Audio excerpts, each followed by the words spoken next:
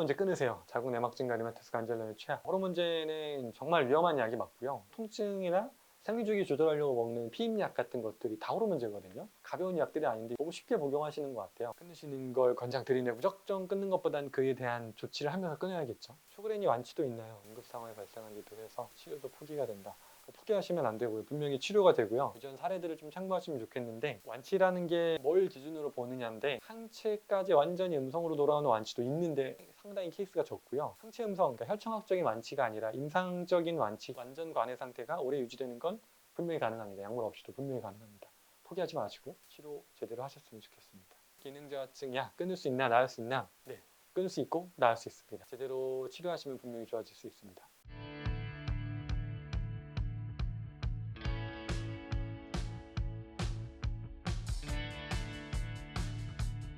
네, 안녕하세요. EBM 한의원 허준영 원장입니다. 최근 유튜브 댓글 달아주신 것들 답변을 한번 드려보려고 하는데, 리마티스 관절염으로 무릎이 완전 안 좋고 물도 차고 힘들었습니다. 그쵸? 리마티스 관절염은 기존 약물, 표준 치료를 쓰면서도 계속 악화되고 있다면 다른 방법을 좀 찾아보실 필요가 있어서 찾아오시면 도움을 좀 드릴 수 있을 것 같습니다. 저도 길게 찍고 싶지 않은데 설명을 하다 보면 좀 길어지는 것 같아요. 그래도 꼭 필요한 내용들이라서, 사실 자가면역 질환이 어려운 질환인데 이거를 그냥 저만 믿고 따라오시기에는 좀 어려우실 거예요. 그래서 제가 이런 긴 영상들을 찍는 이유는 환자분들이 스스로 이 질병을 좀 이해를 하고 파악한 느낌이 들어야 끝까지 치료를 따라오실 수 있기 때문에 이런 긴 영상을 찍는 거라, 좀 힘드시더라도 내 몸을 공부한다는 생각으로 좀 공부를 하시면 좋을 것 같아요. 그래서 치료 과정에서 무릎이 많이 안 좋아지고 물이 차고 힘들다 이런 과정들이 표준 치료뿐만 아니라 저희랑 치료하셔도 이런 과정들이 있을 건데, 그럴 때마다 이런 영상들이 도움이 되실 거니까 좀 참고하시면 좋을 것 같습니다. 이 병은 진짜로 제가 혼자 치료하는 게 아니라 저는 동반자라고 하는 게, 환자분들의 이 병을 이해시켜드리고 이런 반응이 때에 맞춰서 나타났을 때 그걸 불안하지 않고 이해하고 잘 넘어가실 수 있도록 도와드리는 데 정말 집중을 하고 있거든요. 진료실에서 이야기를 하기에는 이런 영상처럼 한 환자분마다 1시간 설명하면 한계가 많으니까 이런 영상으로 대체하는 거니까요. 많이 도움이 되셨으면 좋겠습니다. 그리고 다음 질문이, 맞아요. 이게 이전 영상에서 아마 다뤘던 것 같은데, 기능저하증이랑 기능항진증이 다른 질환처럼 보이지만 그냥 같다고 보셔도 돼요. 같은데 조금 마지막에 다르게 나타난 건데요. 결국은 자가면역 질환이라는 것도 동일하고, 갑상선기능항진증은 특히나 자궁 성근증 또는 자궁 내막증, 자궁 관련된 질환들과 동반되는 경우들이 매우 많아서요. 면역력이 떨어진 것도 맞고요. 이거는 제대로 좀 치료를 하셔야 될 것 같습니다. 그렇군요. 한번 조만간 전신경화증도 좀 다뤄야 될 것 같아요. 질환이 이제 숫자 자체도 적고요. 제가 이거 보면서 서울내는 거는, 최근에 댓글들 보면 좀 부정적인 댓글들이나 이런 것들을 보면 안타까운 게, 그동안 일반적으로 우리가 한의학적인 치료라고 할 때, 한의학적인 치료는 사실 현대의학적인 치료와 기본적으로 병을 바라보는 관점이 다르다 보니까 치료에 대한 평가도 다른 방식으로 하는 게, 특히 이런 자가면역 질환 환자분들에게는 좀 이상할 것 같아요. 왜냐면 결론적으로 어떤 수치 변화나 이런 것들보단 증상의 변화에 집중할 수밖에 없는데, 그러다 보니까 저는 영상에서 최대한 한의학적인 설명보다는 환자분들이 이해할 수 있는 그 용어로 이 질환을 설명하려고 많이 애쓰는데, 그러니까 수치나 어떤 임상적으로 제가 설명하는 게 다른 일반적인 의사분들이 볼 때도 치료됐다라고 볼 수 있는 동일한 지표를 가지고 설명하려고 하다 보니까 그런 게 가능한 질환들 위주로 영상을 찍고 있는데, 전신경화증이 사실 이게 제일 어려운 게 뭐냐면 그런 지표가 좀 없어요. 실제로 치료된 환자분들이 있는데요. 치료된 환자분들도 전신경화증은 질병 활성도를 체크하는 데 있어서 결국 임상의 판단이 정말 중요한데, 피부의 경화도를 우리가 직접 척진해서 체크하는 점들을 보다 보니까 병에 대한 설명을 드리려면 병에 대한 설명에서 끝나는 게 아니라 실제 치료된 케이스가 있냐를 보여줘야 되는데, 있는데 그거를 증명할 방법이 증상으로밖에 없는데 환자분들이 그걸 싫어하셔서 증상만 좋아졌다로는 좀 어렵다 보니까 좀 잘 안 찍게 되는 질환 중에 하나인데, 조만간 한번 좀 찍을 수 있으면 사례를 좀 다 가지고 한번 조만간 이야기 좀 해보도록 하겠습니다. 호르몬제 끊으세요. 자궁 내막증 가리마티스 관절염의 최악. 호르몬제가 교란을 일으켜요. 유방암 또한. 맞는 말입니다. 호르몬제는 정말 위험한 약이 맞고요. 근데 호르몬제라고 하는 게 이름만 말하면 환자분들이 많이 모르시는데, 여성분들은 대표적으로 통증이나 생리주기 조절하려고 먹는 피임약 같은 것들이 다 호르몬제거든요. 가벼운 약들이 아닌데 요즘은 특히 젊은 여성분들이 너무 쉽게 복용하시는 것 같아요. 30, 40대 중에 임신이 아예 계획이 없는 분들 중에 생리가 불편하다는 이유로 그냥 피임약을 먹는 분들이나, 자궁내 피임 장치를 그냥 나는 주변에 임신 안 한 친구들이 생리 안 하고 싶어서 쓴다고 하는데 편하다고 하더라. 참 놀랍죠. 근데 그런 일이 진짜로 많거든요.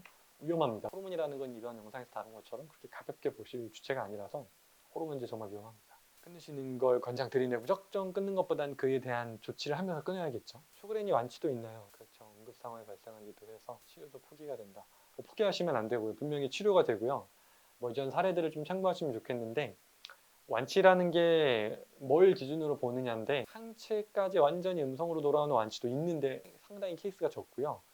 항체 음성, 그러니까 혈청학적인 완치가 아니라 임상적인 완치, 완전 관해 상태가 오래 유지되는 건 분명히 가능합니다. 약물 없이도 분명히 가능합니다. 포기하지 마시고 치료 제대로 하셨으면 좋겠습니다. 저희가 치료해 드릴 테니까 꼭 오셨으면 좋겠습니다. 자가면역 질환은 현미주 식사 어느 정도 맞는 말들도 있고 잘못된 이야기들도 있는데 일단 자가면역 질환에 백신이나 항생제가 영향을 분명히 줍니다. 코로나 백신의 가능성은 아직까지 연구가 많지 않아서 무조건 이거는 어떻습니다 설명드리긴 어려운데 분명히 임상적인 연관성은 있는 것 같아요. 네, 임상적으로 봤을 때 있는 것 같고요. 항생제는 분명한 악화 요인 중에 하나입니다.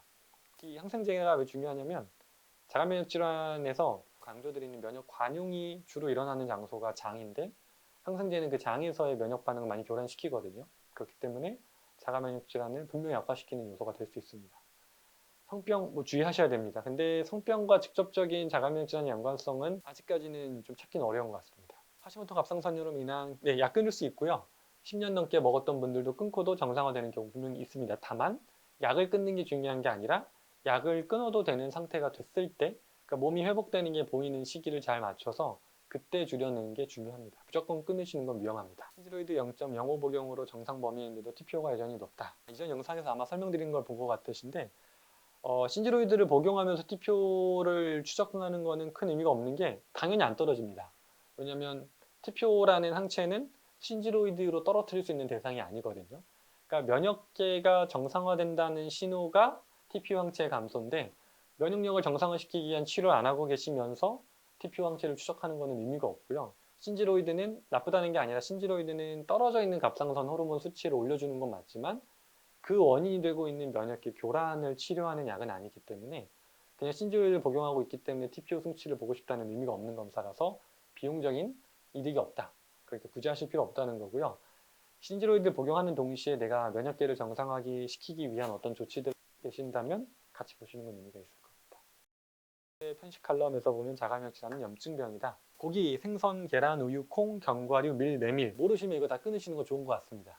염증 유발할 만한 가능성이 높은 물질들은 맞는데 다만 내 몸이 어떤 유전체 특성을 띠고 있는지에 따라 이 중에 맞는 것들도 있기 때문에 그걸 모르겠으면 끊으시는 거 권장드리고요. 알고 맞는 건 드시는 게 더 삶의 질을 높이는 방법일 것 같습니다. 그건 저희가 검사해 드리니까 오시면 알려드리도록 하겠습니다. 갑상선 기능 저하증인데 애들 낳고 10kg 뺐는데 덜 먹고 주 5회 운동하면 한 달 1.5kg 정도. 그죠? 그러니까 갑상선 기능 저하증인 환자분들은 기본적으로 체중 감량이 잘 안 됩니다. 갑상선 호르몬이 우리 몸의 신진대사, 에너지를 만들어내는 걸 조절하는데 그게 기능이 떨어지니까 에너지가 잘 안 써져요. 그러니까 쌓이는 거죠. 그래서 체중 감량이 잘 어렵다. 기능 저하증 환자분들은 살 빼시고 싶으면 기능 저하증부터 치료하셔야 됩니다. 그렇지 않으면 살 잘 안 빠집니다. 저하증인데 밤새 손가락이 붓고 방아쇠 증후군이 나타나는 것.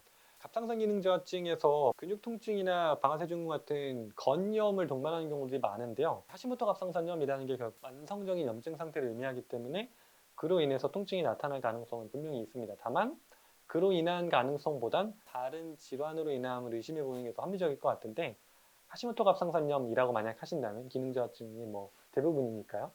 자가면역성 기전으로 나타난 갑상선 기능 저하증이라고 하신다면 그 자체에도 있지만 하시모토 갑상선염을 앓고 계신다면 일반인들 대비 다른 자가면역 질환에 이환될 확률이 훨씬 더 높기 때문에 그로 인한 다른 증상들이 생기지는 않는지를 더 주의 깊게 관찰하시는 게 좋을 것 같습니다. 그래서 류마티스 나은 사람이 있습니까? 네, 있습니다. 있으니까 잘 찾아보시고 공부해보시고 치료하시면 좋을 것 같습니다. 갑상선 항진이나 저하냐 헷갈린다. 검사해보시면 나옵니다. 우리가 갑상선 기능 검사라고 해서 TSH, 프리T4, T3를 보통 많이 검사하는데 이 세 가지 검사 중에 T3, T4가 높고 TSH가 낮은 경우가 보통 기능 항진증이고요. T3, T4가 낮고 TSH가 높은 경우가 보통 기능 저하증이라고 일반적으로 보시면 됩니다. 검사해보시면 알 수 있고요. 저항진증 약 복용 20년째, 그렇죠? 기능 항진증 약을 20년이나 복용하시면서도 계속 복용해야 되는 상황이 현재 치료의 문제인 거죠. 제대로 줄이고 안전하게 줄이고 싶으시면 올바른 치료를 좀 받으실 필요가 있을 것 같습니다. 초등학생 여아 하시모토 갑상선염 진단, 유전체 타입 검사 아이도 네 가능합니다. 초등학생이면 충분히 가능하고요. 체열이 좀 힘든 어린아이들 같은 경우에는 검사가 조금 어려울 수 있는데 초등학생이면 충분히 가능합니다. 오시면 검사할 수 있으세요. 제대로 된 식습관이라면 어떤 걸까요? 제목에는 좋은 음식을 알려줄 것 같은데 내용이 없네요. 이게 제목이 조금 죄송해요. 좀 잘못된 것 같아요. 기능항진증에 좋은 식습관을 간단하게 요약하고 운동 습관을 설명드렸는데 음식까지는 설명이 없었던 것 같아요. 영상에. 다음에 한번 또 음식은 다뤄보도록 하겠습니다. 별거 아닌 병으로 여겼다. 그죠. 아주 괴로운 병이죠. 그러니까 한국만은 아니라 전 세계에 홈페이지가 있는데 거기에 이제 많이 나오는 내용 중에 하나가 요즘 많이 늘어나고 있긴 하지만 희귀질환이기도 해서 환자분들이 느끼는 피로감이나 힘든 정도를 일반인들이 이해하기가 어렵다는 게 그 홈페이지에서 많이 강조되는 게 얼마나 힘든지를 꼭 주변에 알려야 된다 하면서 그 홈페이지에서 이 질병의 힘든 정도를 뭔가 점수화하고 그림으로 막 표현한 것들이 있더라고요. 참고하시면 좋을 것 같은데 그러니까 그만큼 이 병이 눈에 띄는 게 없어서 예를 들면 류마티스는 뭐 손가락이 변형된다거나 염증 수치가 막 치솟는다거나 하는 눈에 띄는 수치의 변화, 증상의 변화가 있는 거에 반해 쇼그렌 증후군은 그런 게 상대적으로 적다 보니까 환자분들이 느끼는 피로감, 불편감을 또 주변의 이해를 받기가 좀 공감을 받기가 어려운 편인 것 같아요. 근데 정말 힘든 질환이고요. 제가 쇼그렌 증후군 앓고 있는 분들의 가족분들이 같이 오시면 꼭 설명드리는 게 쇼그렌 증후군 환자분들이 호소하는 피로감은 우리가 일반적으로 생각하는 피로감의 10배라고 보셔도 된다. 그러니까 나도 일 많이 하면 힘들고 졸리고 피곤하다. 당신도 그 정도 아니냐 이렇게 생각하시면 안 된다 이렇게 말씀드리거든요. 뇌가 마르면서 생기는 피로감이라고 생각해 보시면 감이 오실 것 같은데 정말 극도의 피로감이라 한 발짝도 움직이기 힘든 그런 피로감이라고 이해하시면 좋아요. 그만큼 정말 힘든 질환이니까 가족분들, 뭐 주변에 가까운 분들의 좀 이해를 받고 도움을 받으면서 제대로 치료하실 수 있으면 좋을 것 같습니다. 참 안타깝네요. 부작용이 심한 갑상선 약의 부작용? 신지로이드 같은 약은 그 약물 자체의 부작용은 별로 없는데요. 약물의 부작용을 제가 설명드린 핵심은 혼자 기능할 수 있는 기회를 뺏는다는 게 부작용이다. 갑상선이 회복할 수 있는 시기가 왔을 때도 약이 들어가면 몸은 회복 안 합니다. 그게 부작용이 아니라면 부작용이 아닌데 제가 생각하기엔 큰 부작용이니까 잘 판단하시면 좋을 것 같습니다. 갑상선 수술하고 매년 야금야금 살이 쪄서 너무 우울했다. 지방흡입제 병행해서 성공했다. 행복해 하실 게 아닌 것 같은데요. 이거 다시 찔 것 같은데요. 갑상선 수술하고 야금야금 수위 쪘다는 건 기능 저하가 계속 방치되고 있는 것 같아요. 약을 먹고 있어도 전절제 아마 하셨던 것 같아요. 그러면 약을 먹어도 약으로 보충되는 호르몬은 수치상으로는 정상으로 보이지만 기능적으로는 정상까지 못 돌아오는 경우가 많거든요. 그러면 살은 또 찌실 거예요. 안타깝지만 이건 호르몬제로 한계가 명확하실 거라 전절제가 아니라면 올바른 치료를 통해서 충분히 회복 가능하실 거고요. 전절제라면 또 다른 방식으로 이거는 치료가 좀 필요해 보이십니다. 행복하시는 분들한테 초를 쳐서 죄송한데 아마 다시 살찌실 것 같아요. 죄송합니다. 기능저하증 약 끊을 수 있나 나을 수 있나? 네, 끊을 수 있고 나을 수 있습니다. 제대로 치료하시면 분명히 좋아질 수 있습니다. 많은 호스피스 환자분들이 한의원 갔다가 악화되는 분들 많이 봤죠. 그렇죠. 많이 보셨을 것 같아요. 저는 병원 치료하면서 악화되는 분들을 너무 많이 봐서 똑같은 입장이실 것 같은데 뭐가 맞다 틀리다라는 이야기를 하려는 게 아니라 하나의 케이스를 가지고 일반화하면 안 되듯이 또 저희 하나의 치료 케이스를 가지고 모든 게 치료된다고 설명드리지도 않습니다. 제대로 된 치료하려면 이 병을 좀 이해를 해야 돼서 이런 영상들을 찍고 있는 거니까 제대로 이해하시고 도움 받으실 수 있는 분들은 오시면 좋을 것 같습니다. 코로나 백신 맞고 일주일 후 그즈음에 류마티스 관절염이 생겼다. 피결증 병원에 있는 받았다. 근데 연관은 있을 것 같네요. 시기상으로 그렇다고 하신다면 이거는 뭐 인과관계라고 보기보다는 상관관계로 봤을 때 코로나 백신 후에 자가면역 질환의 발병률이 늘어나고 있는 추세는 분명히 맞는 것 같아요. 그래서 백신의 영향은 분명히 있는 것 같고요. 근데 제가 항상 설명드리는 게 원인이라고 보기는 어렵고요. 촉발 요인, 트리거가 되는 건 맞는 것 같아요. 그러니까 내 생활에 이상이 없는 상태에서 백신만으로 자가면역 질환이 생길 가능성은 낮을 것 같고요. 내 생활이 기본적으로 이상이 깔려 있는데 백신이라는 마지막 트리거가 작용하면서 자가면역 질환이 발병할 가능성은 분명히 있는 것 같습니다. 근데 이거는 통계적인 증거는 있지만 인과관계를 증명하기 상당히 어려워서 아직까지는 인과관계를 설명드리기는 어려울 것 같지만 영향은 분명히 있을 것 같습니다. 지방흡입제는 처방 받나요? 아니요, 처방 안 드리고요. 지방흡입제는 필요 없습니다. 그렇게 해서 살 빼시는 게 아니고 갑상선 기능을 제대로 회복하셔서 살을 빼시는 방법으로 저희는 치료하고 있습니다. 지방흡입제라는 약은 없고요. 어떻게 약으로 지방을 흡입하죠? 말도 안 됩니다.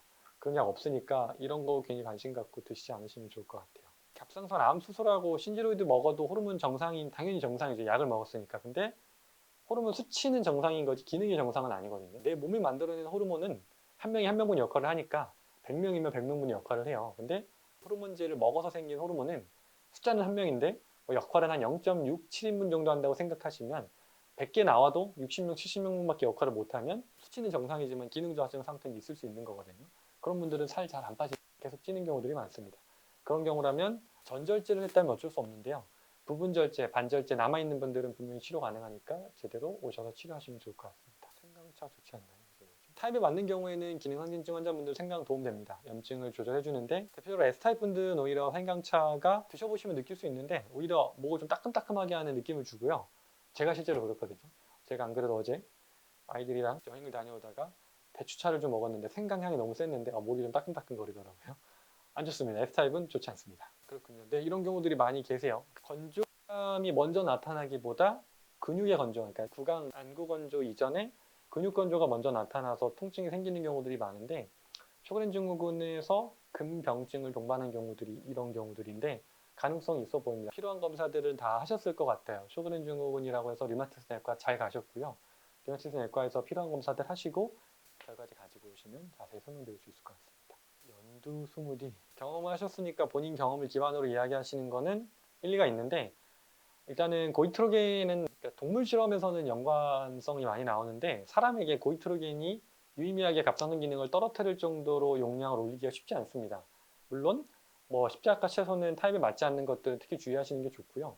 하지만 그 고이트로겐을 걱정해서 타입에 맞는 십자가 채소까지도 굳이 안 드시려고 하시는 건 별로 좋은 방법이 아닙니다. 고이트로겐 자체가 문제가 된다기보단 요오드 결핍이 극도로 동반된 상태에서 고이트로겐이 많이 들어왔을 때 문제를 일으키지만 요오드 용량이 어느 정도 유지된 상태에서는 큰 문제가 없습니다. 그래서 일반적인 한국에서의 식사에서는 요오드 결핍이 일어나기도 어렵고 고이트로겐을 먹는다는 걸 인해서 문제가 생길 가능성은 상당히 낮습니다.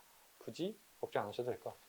십자가 채소는 매일 먹는 걸 추천드리고요. 오히려 이렇게 추천이라는 게 타입에 맞는 십자가 채소는 소량씩 오히려 이득이 훨씬 크다고 보셔도 되니까요. 그러니까 내 몸에 어떤 십자가 채소가 잘 맞는지 찾으시는 게 중요하고 십자가 채소에 대한 막연한 불안감은 좋은 방식은 아닌 것 같습니다. 여성 호르몬 처방 6개월 전에는 TSH 수치가 5.6이었는데 최근 검사상에서 0.007 갑상선 수치라는 게 좀 애매한데 일단 0.0007이라고 하시는 거 보면 아마 TSH 수치인 것 같은데요. 아니네요. 근데 TSH 수치가 0.0007이면 기능 항진증일 가능성이 높고요. 기능 저하증이라고 했는데 갑상선 기능 저하증은 여성 호르몬 특히나 자궁 관련 질환들과 연관성이 매우 높습니다. 그래서 그쪽에 질환이 없는지 한번 체크해 보시는 겸 산부인과 방문하셨으니까 그리고 갑상선 기능 이상이 계속 유지가 되고 방치가 되면 안 되기 때문에 그에 대한 치료는 오셔서 자세히 상담 받아보시면 좋을 것 같습니다. 뇌하수체 선종 이런 경우는 지금 영상에서 많이 다루지 않았던 케이스인데 뇌하수체 선종으로부터 시작된 갑상선 기능 저하증은 조금 다르게 접근해야 되기는 하거든요. 전형적인 대사 이상 또는 자가면역성 기전인 경우보다는 이거는 뇌하수체로 인한 문제가 시작이 되면서 기능 저하증이 온 경우이기 때문에 이거는 조금 더 이제 선종, 그러니까 굳이 말한다면 암에 준해서 치료를 하는 게 더 맞고요.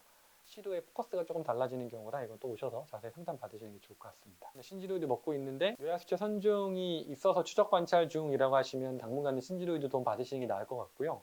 신지로이드를 줄이는 여부는 뇌하수체 선종이 어느 정도 회복되면서 뇌하수체 갑상선 축이 작동하는 게 보일 때 맞춰서 약물을 줄이시는 게 안전할 것 같습니다. 구강 때는 힘들고 쪼그린 것 같다. 네. 지금 말씀하시는 증상들이랑 통증들 이전 댓글이랑 같이 보면 쇼그렌 증후군을 의심해 볼 만한 상황이 맞는 것 같으시니까요. 가까운 류마티스 내과에 방문하셔서 검사 진행하시고 결과지 시청하셔서 내원하시면 좋을 것 같습니다. 저희 치료 비용이 저렴하진 않죠. 네, 프리미엄 치료인 것 같아요. 하지만 효과가 전혀 없었다. 치료 기간 중에 어느 시점에 이탈하셨는지에 따라서도 다를 수 있을 것 같은데 끝까지 치료 효과를 느껴지시는 시점까지 지속을 못한 거는 안타깝습니다. 여기 치료가 아니라 그냥 한의원 치료에 대한 평가이신 것 같은데 뭐 다른 곳에서 치료 효과가 없었다고 여기서 치료 효과가 없을 거라고 생각하실 필요는 없을 것 같습니다. 치료 후기는 제가 계속 달고 있는데 보시면 좋을 것 같고요. 모든 분들이 볼 수 있도록 최대한 사례들을 자세히 설명드리고 있는데 왕캣은 매스컴서 난리가 났을 텐데 그러니까 좀 찾아와 주시면 좋을 것 같은데 왕캣에도 안 오시더라고요. 좋아지면 완치라고 설명드리는 게 아니라 원래 안심했다 이렇게 치부하시더라고요. 안타깝습니다. 치료는 잘 되니까요. 신지로이드 복용으로 인한 탈모. 신지로이드 복용으로 인한 탈모는 사실 신지로이드 부작용 때문이라고 보기는 어렵고요. 갑상선 기능이 안정적으로 돌아오지 않았기 때문에 생기는 탈모라 언제부터 돌아온다 보다는 갑상선 기능이 좀 더 안정적으로 돌아오는 게 맞춰서 탈모는 잡힐 거라서요. 또는 신제로이드 복용을 위한 탈모보다는 이분은 하시모토 갑상선염으로 예상을 하는데 거기에 동반된 다른 자가 면역 질환으로 인한 탈모일 가능성이 높아 보여서 신제로이드에 타살할 필요는 없을 것 같습니다. 원형 탈모 그중에서도 이제 자가 면역성 기전으로 바탕으로도 탈모가 많이 나타나요. 그래서 그에 대한 치료를 하시는 게 필요하지 않을까 싶습니다. 아토피의 천식의 비염은 어떨까요? 아토피 천식 비염은 훨씬 쉽게 치료됩니다. 알레르기성 원인만 차단하면 알레르기 반응은 자연스럽게 사그라드는 거니까 치료는 훨씬 더 효과적으로 빠르게 된다고 보시면 될 것 같습니다. TSH 수치는 정상인데 T3, T4만 낮은 건 왜 그럴까요? 항체 효과가 좀 애매하네요. 이게 검사 기간마다 차이가 있어서 이렇게 수치를 딱 보내주시면 그냥 저는 평균적인 수치를 기준으로 보면 지금 티로글로불린, 타이로글로불린, TG 안티바디는 16.6이면 일반적인 검사 기준으로는 양성일 것 같고요. 안티마이크로솜 TPO한테는 10.9면 일반적인 검사 기준으로는 음성일 것 같은데 이게 검사 기간마다 달라서 어쨌든 TG 양성, TPO 음성, TRAB 음성이면 어쨌든 하시모토 갑상선염의 가능성이 있어 보입니다. 근데 이제 T3는 정상, T4가 좀 낮고 TSH는 정상 이런 경우는 이제 보통은 또 여러 케이스들이 있는데 T4만 낮은 경우는 어쨌든 분비 능력이 떨어지고 있는 거는 맞고요. T4는 정상인데 T3만 낮은 분들은 갑상선 호르몬의 효율적 전환이 떨어진 케이스들이고 T4만 낮은 경우보다는 T3만 낮은 경우가 치료는 조금 더 쉽고요. 왜냐하면 T4가 떨어지기 시작했다는 건 갑상선 기능 자체가 떨어지고 있을 가능성이 높아서 아마 조만간 TSH가 올라갈 가능성이 높다. 가만히 방치했을 때는 그렇다고 볼 수 있을 것 같습니다.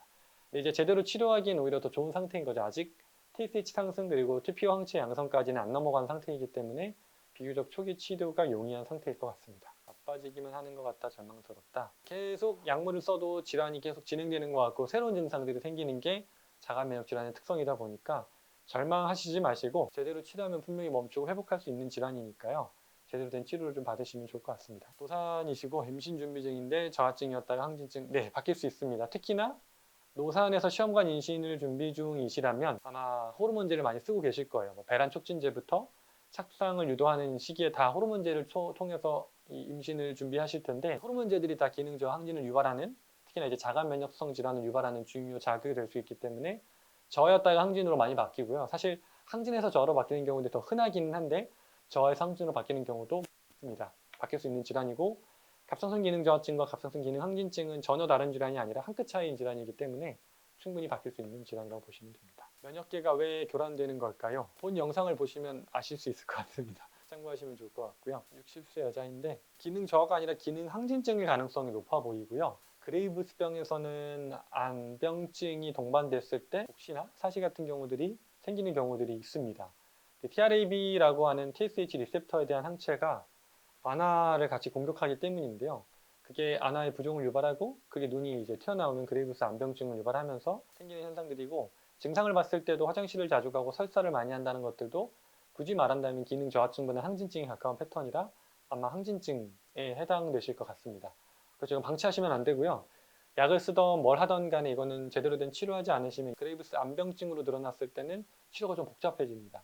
빠른 치료가 필요해 보이십니다.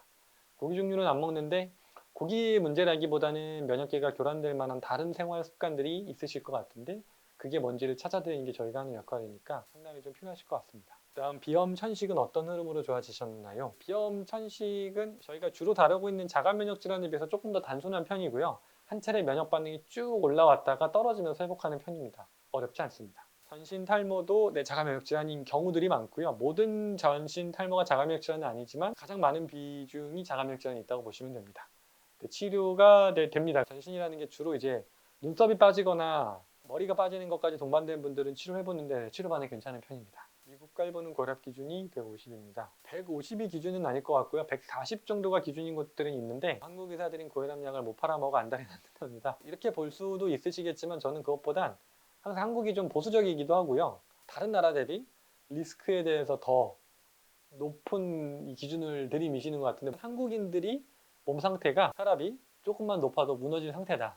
그러니까 이제 130 정도를 넘어가면 이상이 있다가 아니라 130만 넘어도 약을 썼을 때 이득이 크다는 건 그만큼 혈관 상태가 안 좋은 환자분들이 많다로 이해하시는 게 더 좋을 것 같습니다.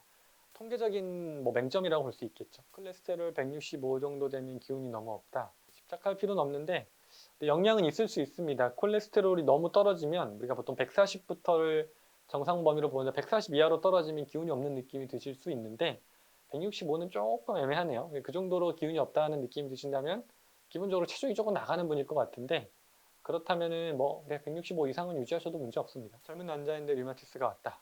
아 이거 안타깝네요. 운동 습관, 식습관도 박살나 있고 무리가 됐네요. 네. 정상 생활이 가장 중요합니다. 맞습니다. 답을 잘 알고 계시네요.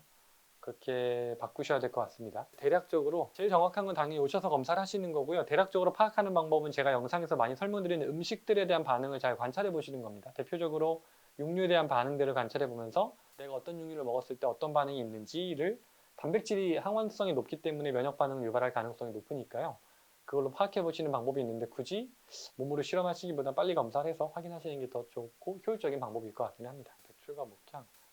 아이브에서 태훈이가 백출이 아니라 작약인 것 같은데 그런 한약재를 기반으로 한 영양제들을 많이 파는 것 같은데 효과는 타입에 맞는다면 있겠죠. 타입에 맞지 않는다면 오히려 염증을 더 유발할 수 있기 때문에 검사를 하시고 제대로 파악하시고 쓰시는 게 좋을 것 같습니다. 13년 정도 되었는데 피검사의 상진증 류마티스가 먼저 오기도 하네요. 네, 맞습니다. 류마티스로부터 갑상선이 오는 경우도 있고요. 갑상선으로부터 류마티스가 오는 경우도 많은데 순서로 보면은 보통은 갑상선이 먼저 오는 편이 더 많은 것 같기는 합니다. 류마티스 후에 갑상기능 항진증이 왔다고 하시니 참 계속해서 질병이 새로 생기고 있어서 좀 힘드실 것 같네요. 안타까운 상태네요. 열도 많고 뭐 전형적인 기능 항진증 증상들을 겪고 계시는데 이제 이런 경우가 류마티스 증상 자체는 염증이라고 하는 반응, 통증은 약물로 조절이 되고 있지만 근본적인 면역계 교란이라는 현상이 방치가 됐다 보니까 그게 이제 관절만 때리는 게 아니라 갑상선까지 때리는 형태로 넘어간 것 같은데요. 참 안타까운 상태네요. 제대로 된 치료를 잘 받으시면 좋을 것 같습니다. 이런 경우 너무 많으니까요. 최근 영상 중에 사례 잡은 영상이 좀 도움이 되실 수 있을 것 같네요. 기능 항진증과 류마티스를 가지고 계셨던 분의 사례가 있으니까 참고하시면 좋을 것 같습니다. 이런 댓글 좋은 것 같습니다. 어떤 걸 궁금해 하시는지를 제가 알게 되니까 이거 바탕으로 좀 도움을 드릴 만한 영상들을 찍을 수 있을 것 같고요. 댓글 많이 달아주시면 직접 달려고 노력하고 있으니까요. 필요한 내용들은 꼭 답변 달아드리도록 하겠습니다. 그리고 전신경화증은 한번 조만간 다뤄보도록 하겠습니다. 댓글 많이 달아주시면 좋을 것 같습니다. 자가면역 질환에 대해 더 많은 정보가 궁금하시다면 EBM TV의 구독, 좋아요, 알림 설정 해주세요.